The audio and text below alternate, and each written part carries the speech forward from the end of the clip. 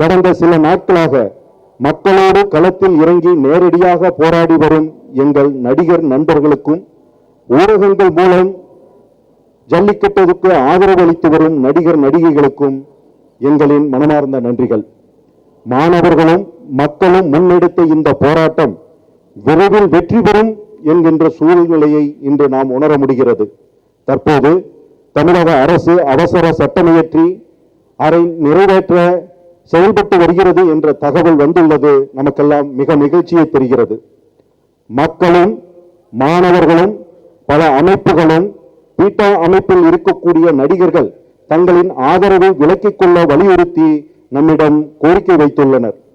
நாங்கள் விசாரித்தவரை சில வலைத்தளங்களில் வருகின்ற வதந்திகள் போல் எந்த நடிகர் நடிகைகளும் அந்த அமைப்பில் இல்லை என்பதுதான் உண்மை.